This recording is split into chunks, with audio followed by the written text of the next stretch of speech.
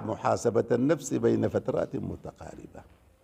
تعلم نفسك انت حي طوالي باستمرار. زي الليلة صليت الصبح ما صليت، ليه؟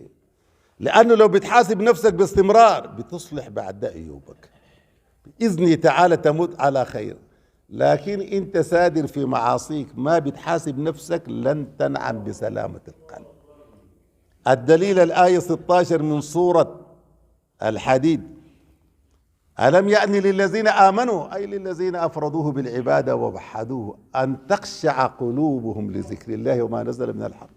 عبد الله بن مسعود رضي الله عنه قال: لا من نزلت الآية دي، قال: كان بين إسلامنا لما دخلنا الدين ده والتزمنا وبين أن عاتبنا الله بهذه الآية 4 سنوات. ألم يأن للذين آمنوا أن تخشع قلوبهم لذكر الله، أما حان الوقت. وده معناه الموحدين كلهم عيوب، كلهم مثالب. أما قال النبي صلى الله عليه وسلم: كل بني آدم خطاء، ومن ضمنهم الموحدين الملتزمين الفرائض. كل بني آدم خطاء وخير الخطائين التوابون. لكن باب التوبة مفتوح عشان ما تمشي تتبع عيوب وأخطاء الناس. بعد من تورط في المتشابه وصل للدرجة تتبع عيوب الناس، خاتهم بس كأنه شايل لهم مجهر، جعل نفسه ند رقيب على البشر مع الله جل وعلا. من أجل ذلك الله جل وعلا طالما في موت، يا مؤمنين اتركوا المعاصي، خلوكم جاهزين، كفاية.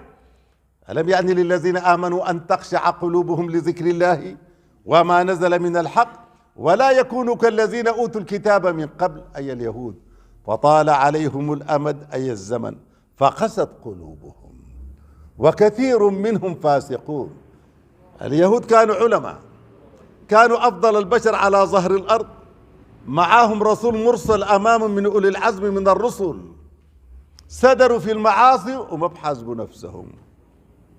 القلوب بتاعتهم قست، بل الحق جل وعلا فضل الحجارة على القلوب بتاعتهم، كما نصت الآية 74 من سورة البقرة: ثم قست قلوبكم من بعد ذلك فهي كالحجارة أو أشد قسوة وإن من الحجارة لما يتفجر منه الأنهار، إلى نهاية شنو الآية. معناه القلب ده مضغة بتاعت لحمة، شرايين، أوردة، دم سائل، ده لو مشى قيسة خطر. الحجر اللي بتشوف الجماد ده يكون أفضل منه. استنبط العلماء محاسبة النفس شنو بين فترات متقاربة.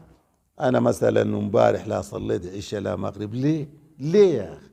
لا تاني بعمل حسابي. طيب الصبح ما صليت، ليه ما صليت؟ والله سمعت الأذان لكن بعد ده جريت البطانية، ليه؟ عسى تموت في آخر اليوم ده.